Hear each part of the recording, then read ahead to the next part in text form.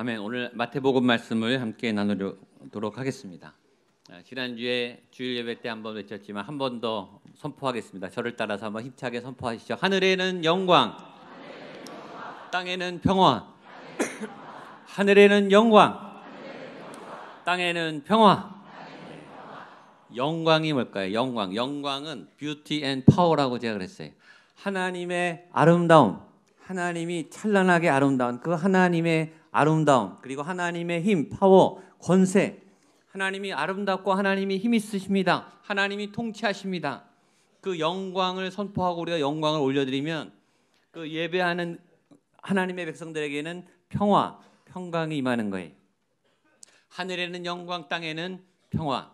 그 통로가 예수 그리스도가 되는 거죠. 우리가 예수님을 통해 하나님을 경배하고 그 예수님을 통해 하늘에서 부어지는 평강이, 샬롬이 오늘 예배하는 모든 여러분들에게 나타날 줄로 믿습니다. 예수님을 만나는 것은 예수님을 체험하는 거예요. 예수님 부른다고 예수 만나는 게 아니라 내 온몸과 마음과 인격이 부딪히는 거예요. 내 안에 예수님이 발견되는 거예요. 빌립보서의 사도 바울의 표현에 의하면 내 안에 예수님이 발견되는 거예요. 그리고 나도 예수님 안에서 발견되는 거예요. 여러분 안에 아기 예수가 발견되기를 주님의 이름으로 축복합니다.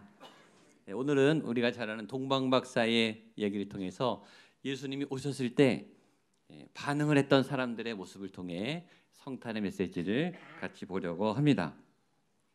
먼저 성경은 마태복음의 헤롯 왕 때 동방의 박사들이 별을 보고서 베들레헴을 찾아간다 이렇게 시작하죠. 같이 보겠습니다. 1절과 2절입니다. 시작. 헤롯 왕 때에 예수께서 동방으로부터 박사들이 예루살렘에 이르러 말하되 유대인의 왕으로 나시니가 어디 계시냐.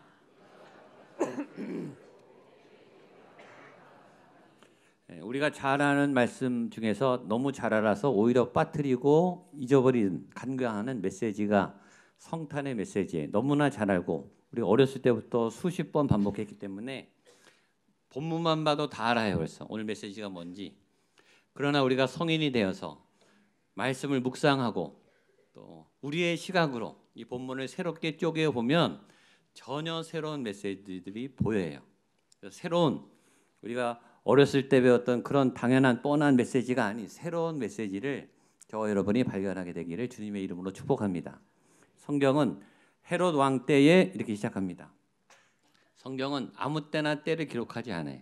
대부분 성경은 때를 잘 기록하지 않습니다. 그러나 특별히 어떤 지정한 때를 기록했다면 그건 굉장히 의미가 있는 거예요. 예수님이 탄생한 때는 헤롯 왕 말기 때입니다. 헤롯이 왕이 되었을 때예요. 근데 당시에 진짜 왕은 로마 황제입니다. 이 이스라엘은 점령당한 점령지의 분봉왕이에요. 중간 다리에 있는 힘이 없는 왕일 뿐이에요. 또한 헤롯은 정통 유대인이 아닙니다. 여러분 유대인들이 제일 중요시하는 게 혈통이에요. 혈통. 유대인들은 사마리아에 얼씬도 하지 않아요. 사마리아 사람들을 상대하지도 않아요. 이방인들은 개처럼 취급했다 그랬어요. 그런데 그렇게 자존심이 강한 유대인들이 이 헤롯은 에돔 사람입니다. 이방인이에요. 이방인을 왕으로 세웠다. 이런 상황이라는 거예요. 헤롯이 왕이 되었다라는 건 그런 의미입니다. 이게 무슨 말이죠? 정치적으로 엉망이었다 이거예요. 정치적으로 자격이 되지 않는 이 헤롯이라는 사람이 왕이 된 그때였다. 헤롯은 어떻게 왕이 되었을까요? 돈이 굉장히 많았어요. 돈을 움직여서 힘을 썼겠죠. 그래서 왕이 됐어요. 여러분 이 정치가 엉망이 되었다. 여러분 정치가 엉망이 되면요 경제가 엉망이 됩니다. 이건 자연히 그렇게 될 수밖에 없어요. 정치가 엉망이 되면 비리가 많아져서 경제가 엉망이 돼요. 서민 경제가 나빠져요. 정치가 망가지면 또 하나는 윤리와 도덕이 타락해요. 질서가 없어집니다. 그래서 정치가 엉망이 되면 나타나는 현상이. 그러면 윤리와 도덕은 왜 망가질까? 종교가 타락했기 때문이에요. 종교가 선을 구하지 않고 종교가 세상과 타협하고 거룩해야 될 사람들이 세속적인 맛을 보고 타락하면 바른 시대 정신을 말하지 않으면 시대를 향해 사회를 향해 깨끗한 선을 추구하지 않으면 윤리가 타락해요. 그러니까 헤롯 왕 때라는 의미는 그런 의미예요. 정치적으로 경제적으로, 윤리적으로, 종교적으로 타락할 때로 타락할 때에 바로 그때 예수님이 오셨다라는 것입니다. 예수님은 어디 오셨는가? 1절에 나와 있죠. 예수께서 유대 베들레헴에 나셨다. 세상의 왕 헤롯은 왕궁에 태어났겠죠. 그러나 진짜 왕, 세상의 왕이 아닌 진짜 하나님의 아들, 인류의 참된 왕은 베들레헴에 태어났어요. 왕국에 태어나도 가짜 왕이 될 수가 있어요. 그러나 베들레헴에 태어나도 진짜 그리스도가 될 수 있어요. 장소는 중요한 게 아니에요. 거기에 누가 태어났는가. 베들레헴은 왜 유명한가? 예수님이 태어났기 때문에 유명해진 거예요. 지역보다, 환경보다 사람이 훨씬 중요해요. 전 여러분 때문에 여러분이 있는 자리가 빛나게 되기를 축복합니다. 여러분이 있는 자리에 예수님을 믿는 여러분이 있기 때문에 그 자리가 빛이 나는 자리가 되기를 주님의 이름으로 축복합니다. 헤롯을 강조한 이유는 그런 세상의 왕과 진짜 왕 예수 그리스도를 대비하기 위함입니다. 자, 헤롯 왕 때 예수 탄생의 소식을 가지고 동방박사가 나타납니다. 이것도 아주 아이러니해요. 동방박사 역시 이방인입니다. 유대인들은 까맣게 모르고 있어요. 근데 이방인들이 오히려 예수님이 탄생한 소식을 알고 유대인에게 물어보러 옵니다. 여러분, 교회 안에 있다가 신앙이 더 오히려 망가질 수 있어요. 내가 신앙이 좋다고 자만하고 있다가, 내가 예수님을 잘 예배하고 있다가, 내가 사역을 잘하고 있다고 자만하다가 오히려 안 믿는 사람들이 우리에게 예수님을 물어볼 때가 있어요. 그분들이 더 잘 알고. 이건 그런 상황인 거예요. 하나님이 선택한 백성들은 예수님이 탄생하신지도 모르고 있는데 이방의 백성들이 찾아와서 예수님이 도대체 어디 태어났냐고 물어보는 아이러니한 상황이 됐습니다. 그 소식을 듣자마자 헤롯의 반응, 그 다음에 나옵니다. 3절과 4절입니다. 같이 읽겠습니다. 시작. 헤롯 왕과 온 예루살렘이 듣고 소동한지라. 왕이 모든 대제사장과 백성의 그리스도가 어디서 나겠느냐 물으니. 자, 3절에 보니까 반응이 어땠어요? 그 얘기를 듣고 소동이 났습니다.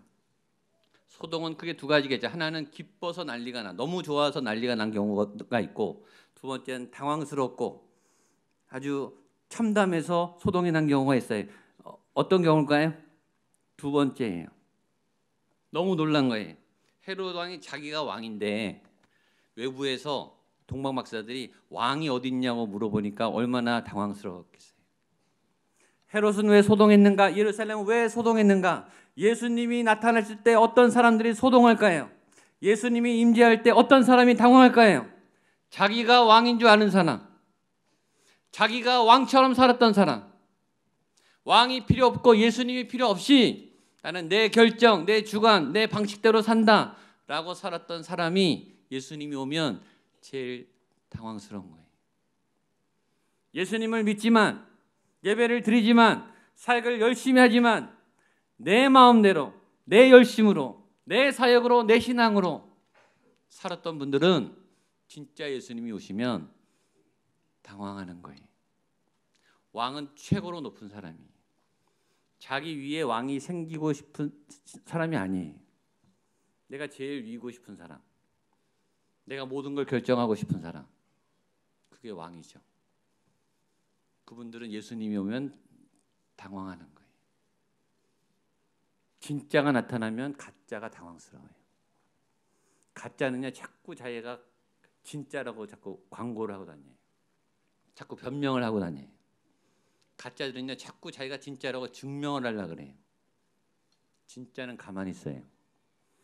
여러분, 진짜는요, 광고를 하지 않아요. 진짜는 증명할 필요가 없거든요. 그냥 진짜로 살면 되는 거예요. 예수님을 믿고 예수님을 따라 살아가면 되는 거예요. 진짜들. 그리스도 안에 진짜 예수님을 믿는 예수님의 사람으로 왕의 자녀답게, 하나님의 백성답게 살아가시는 저와 여러분 되시기를 축복합니다. 그리고 소동이 났는데, 그러면 그 왕은 어디서 태어나는가? 유대의 그리스도 메시아는 어디서 태어났는가를 막 찾기 시작했어요. 보겠습니다. 5절과 6절입니다. 시작. 이르되 유대 베들레헴이오니 이는 선지자로 이렇게 기록된 바 유대 땅 베들레헴아 너는 유대 고을 중에서 가장 작지 아니하도다.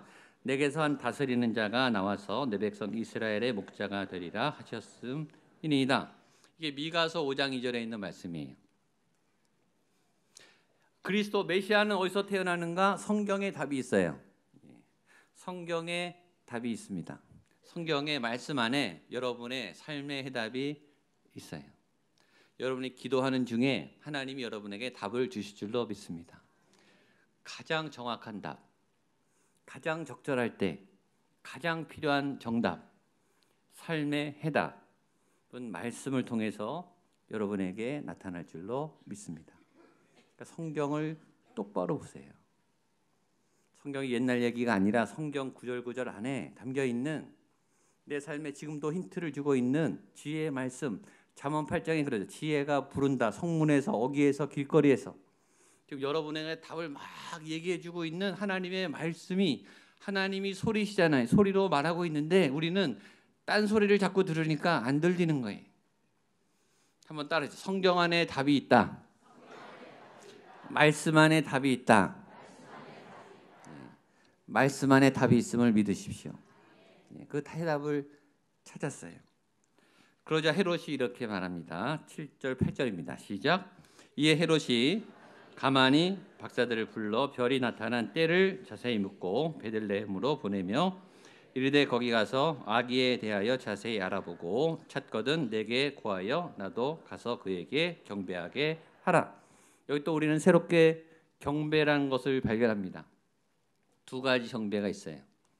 두 부류가 지금 경배하려고 예수님을 찾습니다. 첫 번째는 동방박사예요. 이 사람들은 진짜 아기 예수님 구세주를 경배하기 위해서 별을 찾고 때를 찾고 베들레헴을 찾습니다. 두 번째 부류는 누구죠? 헤롯과 일당들입니다. 헤롯도 궁금했어요. 별이 언제 나타났느냐? 베들레헴의 어디의 지역에 아기가 태어났느냐? 나한테 알려줘라. 나도 가서 경배하겠다. 진심일까요? 거짓말이죠. 경배는 진짜 경배가 있고 가짜 경배가 있어요. 예배는 진짜 예배가 있고 가짜 예배가 있어요. 헤롯은 왜 경배한다고 말을 했는가? 예수님을 죽이려고 그런 말을 했어요. 자기 욕망을 채우려고 경배하겠다고 했단 말이에요.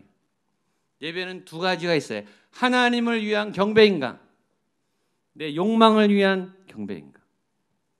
내가 찬양하고 봉사하는 그 행위는 내 욕망을 향한 경배인가? 하나님을 위한 경배인가? 여러분 자신에게 물어보세요. 오늘 여러분들은 이곳에 누구를 경배하러 오셨습니까? 이곳에 내가 경배하는 그분은 정말 예수님인가? 나를 위한 예배인가?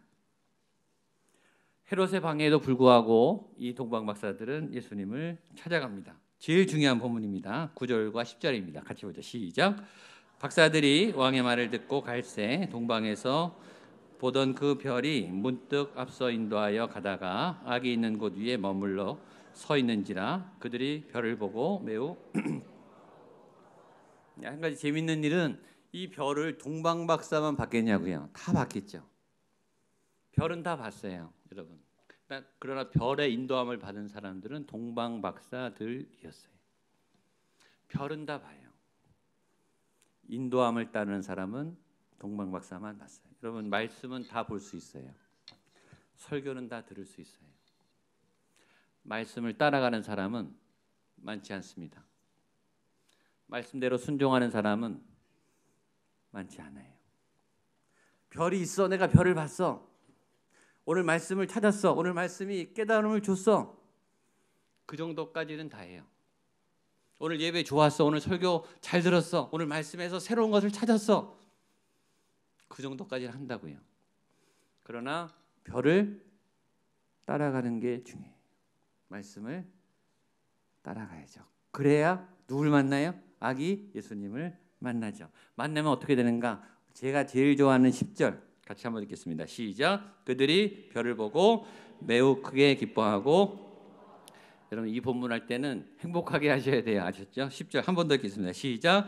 그들이 별을 보고 매우 크게 기뻐하고 기뻐하니라. 아멘. 한번 따라서 매우 크게 기뻐하고 기뻐하니라. 한 번 더 매우 크게 기뻐하고 기뻐하니라. 아멘.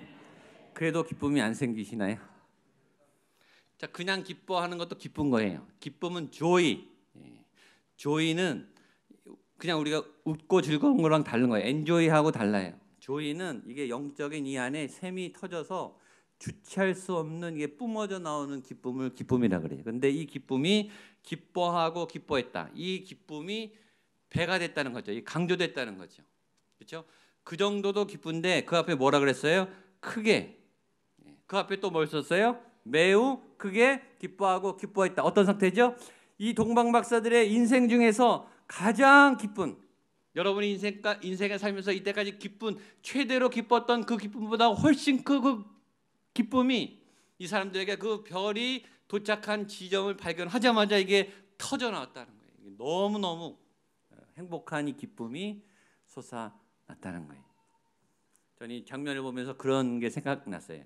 깜깜한 영화 같은 거 보면 깜깜한 동굴에 막 며칠 동안 갇혀 있잖아요. 죽을 것처럼 갇혀 있다가 헤매다가 어느 날 저쪽 끝에 희미한 불빛을 보고 빠져나가는 출구를 찾았을 때, 야, 살았다. 저기구나. 야, 이제 살아날 수 있다. 이 망망대해 표류했던 조광복에 표류했던 그 난파된 사람들이 구조선의 지랑을 보고서 막 흔들면서 우리 살려달라고, 우리 살았다고. 그 장면이 생각났어요. 이 어둠의 땅에, 세상 권세가 가득한 이 땅에, 소망이 없는, 매일매일 노동을 하고 힘들고 절망적인 이 땅에, 내가 그렇게 노력을 하고 수고를 해도 답이 없었던 이 땅에 희망이신 유일한 하늘의 메시아를 발견한, 기쁨을 발견하고 이 사람들은 크게 기뻐하고 기뻐하였더라. 오늘 우리는 이 얼굴을 다 해야 되는 게 정상이에요. 하나님, 우리 안에 이 기쁨이 회복되게 해 주옵소서. 내 안에 이 샘솟는, 기뻐하라고 이게 기뻐집니까? 그렇죠? 이게 느껴져야 기쁨이 올라가요. 저는 이 감동, 이 기쁨의 열정, 이 환희, 다른 게 안 보이는 예수님을 통해 기쁨이 회복되는 이 역사가 오늘 이 성탄 전날 여러분에게 주어지게 되기를 축복합니다. 그래서 그들은 주체할 수 없어서 선물을 준비하고 올려드립니다. 자, 11절 말씀 같이 보겠습니다. 11절 시작. 집에 들어가 아기와 그의 어머니 마리아가 함께 있는 것을 보고 엎드려 아기께 경배하고 보배압을 열어 황금과 유향과 모략을, 여기서 중요한 게 두 가지가 있어요. 첫 번째가 엎드려 아기께 경배하고, 같이 한번 읽겠습니다. 엎드려 아기께 경배하고, 엎드려 아기께 경배하고. 보배압은 그 다음이에요. 중요한 거는 경배하는 게 먼저입니다. 그럼 여기 아기가 있어요. 동방 박사들은 나이가 많고 왕들이라는 전설이 많아요. 왕, 나이가 많고 지위가 높은. 마리아와 요셉은 평민입니다. 평민의 아기 앞에 왕들이 모여서, 나이가 지긋한 왕들이 모여서 그분 앞에 엎드렸어요. 경배했죠. 참된 경배는 어떻게 나오는가? 제가 전에 말씀드렸죠. 참된 경건은 겸손할 때 나오는 거예요. 엎드리는 것은. 그럼 겸손은 언제 나오는가? 겸손은 실체적 진실 앞에 나온다고 했어요. 자신의 실체가 들통나면, 자기가 악한 게 들키면, 자기의 삶의 실체가 드러나면 겸손해진다 그랬어요. 몸무게를 알면, 체중을 알려면 몸무게 앞에 서면 되죠. 몸의 상태를 알려면 CT를 찍어야 된다 그랬어요. 내 공부 실력을 알려면 시험 보면 바로 나와요. 내가 얼마나 더러운지, 내가 얼마나 악한지 하나님의 빛 앞에 서면 우리의 온갖 추함과 오만과 거짓과 껍데기는 다 드러나요. 예수님은 악이지만 빛이세요. 그 찬란한 영광의 빛 앞에 이 나이 많은 노년의 이 왕들이 그 빛을 보고 두려움을 느끼면서 자신의 죄의 실체를 발견하고 그 앞에 엎드려 경배합니다. 엎드려 경배, 찬양한다고 경배하는 게 아니에요. 그 마음을 가지고 예수님, 내 앞에 계시다니요. 내가 가만히 있을 수가 없습니다.